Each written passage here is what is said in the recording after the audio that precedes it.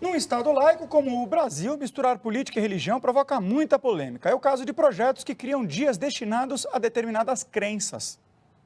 Nas notas de real está escrito Deus seja louvado. O crucifixo e a imagem de Nossa Senhora da Aparecida lembram uma igreja, mas estamos dentro da Assembleia Legislativa de São Paulo. As imagens religiosas também estão no Supremo Tribunal Federal. Em Sorocaba, interior de São Paulo, esta placa instalada pela Prefeitura provocou uma batalha judicial até que o Tribunal de Justiça decidiu por mantê-la na entrada da cidade. A maioria da população brasileira é católica, só que num Estado laico com um pluralismo religioso, imagens de santos em estabelecimentos públicos, por exemplo, geram controvérsias. Eu não considero correto, por ser público e porque você tem que abranger então todas as crenças, né? Eu não vejo problema nenhum. Projetos de lei que envolvem Estado e religião também são polêmicos, como o do vereador Eduardo Tuma, do PSDB, que pretende criar em São Paulo o Dia de Combate à Cristofobia. A ideia é essa, é permitir que o cristão se expresse sem ser considerado preconceituoso, seja o assunto que for. O projeto foi vetado pelo prefeito Fernando Haddad com a justificativa de que o município deve promover a convivência pacífica entre as religiões. A discussão também chegou ao ensino público. Em Goiás, os vereadores de Aparecida de Goiânia aprovaram uma lei que obriga que os turnos comecem com a oração do Pai Nosso na sala de aula. Em 2008, o governo brasileiro firmou um acordo com o Vaticano, permitindo que as escolas públicas ensinassem religião como disciplina optativa. Além da doutrina católica, os alunos teriam aulas sobre outras religiões, mas o professor não pode ser um sacerdote. A Procuradoria-Geral da República contestou o acordo, com base na Constituição que define que o Estado brasileiro é laico. O processo ainda aguarda julgamento pelo plenário do STF. A implementação desta forma, que atenda a interesse de determinados segmentos religiosos, pode simplesmente atropelar o direito de outras igrejas. Tem que ser alvo e objeto de discussão e de longos debates na sociedade. Ayrton, o Estado é laico de verdade? Bom, está na Constituição, que é laico. Agora, na prática, eu não sei se é.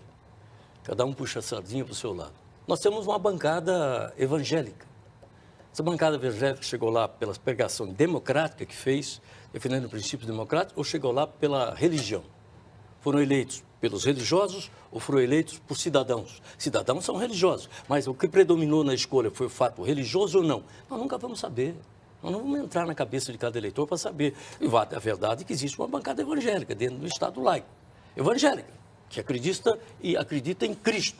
Porque do outro lado existe outro tipo de Estado, que é o Estado religioso, teocrático, né? Que caracteriza o governo do Irã, o governo de Israel, o Vaticano, né? O Vaticano é um Estado teocrático. Né? E o que nós podemos dizer do que pode acontecer com essas questões religiosas? Se confundir até onde a religião vai e a política não entra. Não pode haver a religião como instrumento de fazer política. Não pode ter em cada igreja, que tem todas as imunidades possíveis, um QG eleitoral de um candidato, seja bispo da Igreja Católica, seja pastor de uma igreja evangélica, o que quer que seja.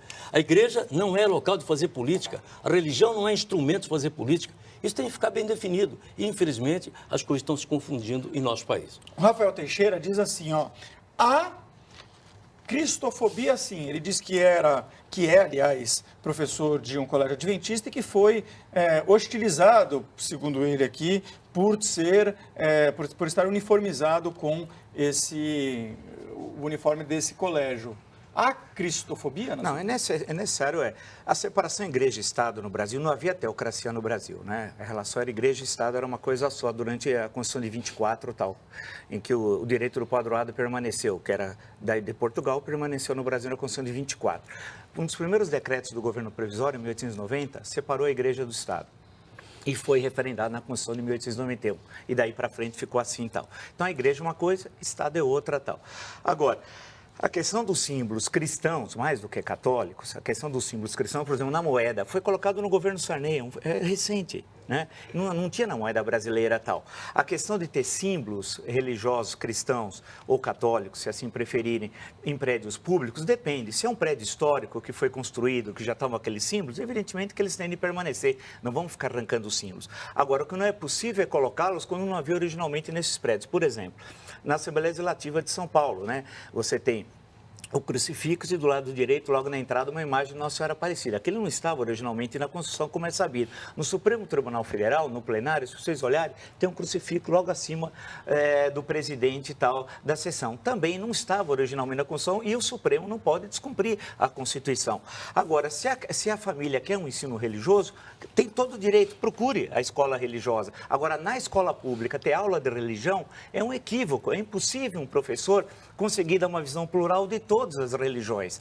Agora, eu só queria fazer um último acréscimo, lembrar o seguinte, não é querer criar polêmica, mas Israel não é um Estado teocrático. Israel é um Estado democrático, é autocrático, é demo, não tel. Tel é Deus, demo é Deus, tel, né? E demo é o governo popular, né? É a única democracia, por sinal, do Oriente Médio. Uma pessoa que não se identificou pelo WhatsApp pergunta, e os feriados cristãos, nós vamos removê-los também? O Brenner Pereira pergunta, e o Cristo Redentor, a gente vai remover? Essa e lembra o seguinte, polêmica. O Brasil é laico, não é ateu, como é que faz? O governo republicano aboliu todos. Quando começou a República, foi abolido todos os feriados religiosos, todos. Se vocês pegarem o decreto de janeiro de 1890... Não foi uma medida todos muito popular, foram, não, né? Todos foram abolidos, tal. Inclusive o Natal.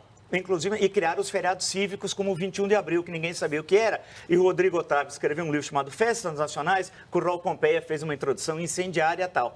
Agora, a questão que se coloca é verdade, é uma coisa complicada. E os feriados religiosos e tal. Só que aí isso é parte da tradição nacional. Aí é uma outra questão, que independe se é república, se é império, se separa igreja do Estado, da longa tradição cristã e a vinculação que o cristianismo, muito mais do que o catolicismo, estou falando no sentido plural, tem com a formação histórica e cultural do Brasil.